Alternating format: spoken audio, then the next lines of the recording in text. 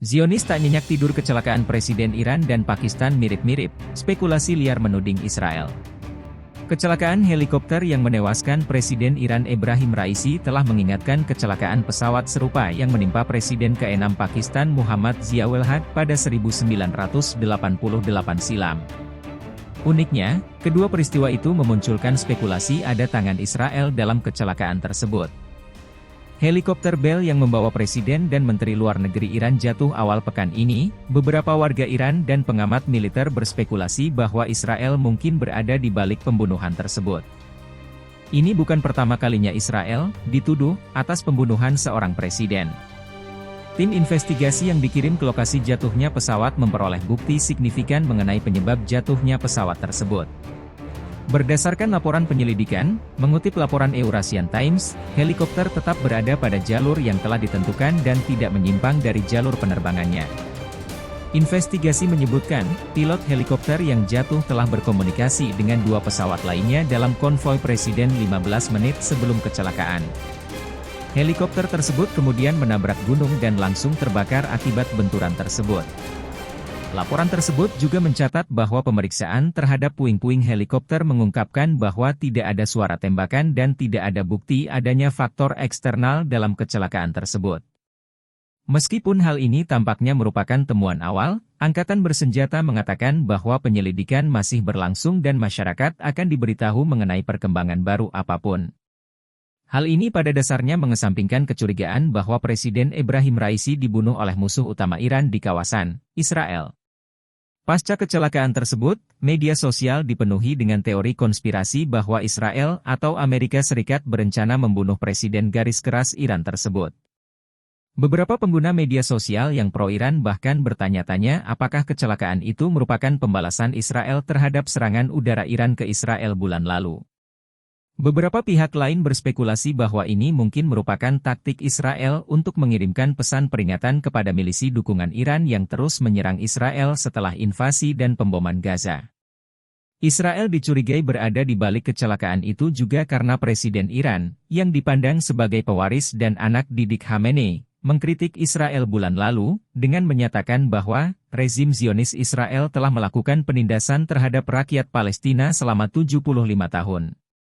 Seorang pengguna media sosial menulis di platform X, Presiden Iran Ebrahim Raisi tewas dalam kecelakaan helikopter. Saya curiga ini adalah pembunuhan. Kami akan melihat apakah Iran akan menyelidikinya secara menyeluruh.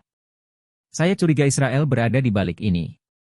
Netizen lainnya bereaksi lebih keras dengan pernyataannya. Sekarang telah dipastikan bahwa Presiden Iran Ebrahim Raisi dan Menteri Luar Negeri Iran telah tewas dalam kecelakaan helikopter.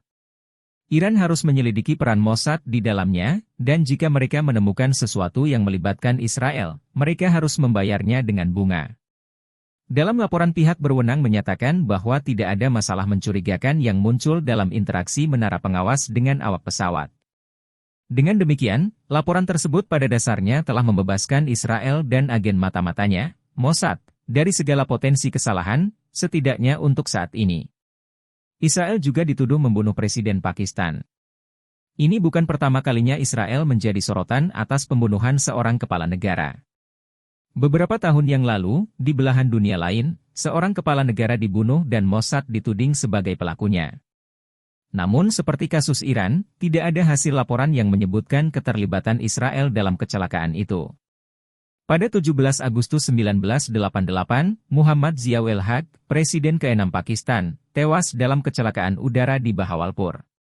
Ia didampingi ajudan dekatnya, Akhtar Abdurrahman, yang juga tewas dalam kecelakaan itu, bersama diplomat Amerika Arnold Louis Rappel dan 27 orang lainnya.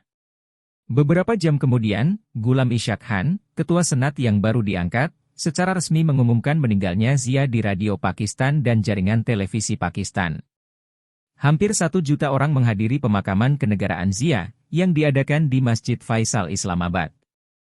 2 investigasi terpisah diluncurkan yakni oleh Pakistan dan Amerika Serikat. Masih mengutip Eurasian Times, kedua investigasi itu mempunyai kesimpulan berbeda.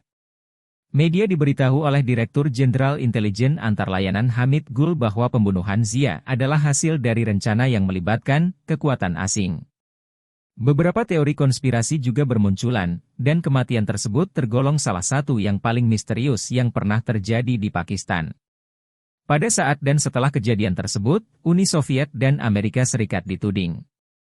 Jenderal Akhtar Abdurrahman, Ketua Komite Kepala Staf Gabungan dan mantan Kepala Badan Mata-Mata Negara tersebut, Inter-Service Intelligence, ISI, termasuk di antara korban tewas, menambah kepercayaan pada teori bahwa Uni Soviet terlibat dalam kecelakaan pesawat.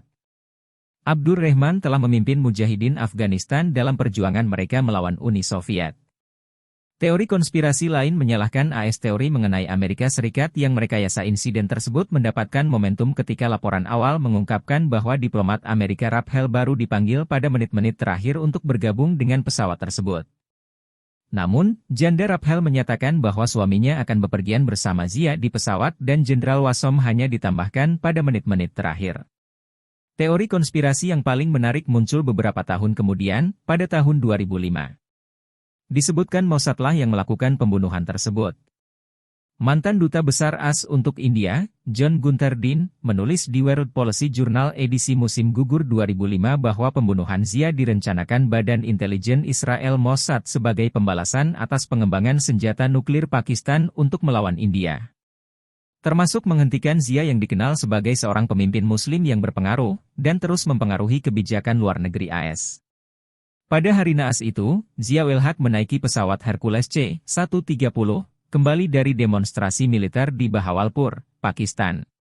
Kecelakaan itu menewaskan seluruh 31 orang di dalamnya. Investigasi resmi mengaitkan kecelakaan itu dengan kegagalan mekanis, namun kejadian yang tiba-tiba dan tragis menimbulkan spekulasi luas tentang kemungkinan adanya pelanggaran. Dean, yang memiliki karir cemerlang di Dinas Luar Negeri AS mendasarkan teorinya pada beberapa faktor.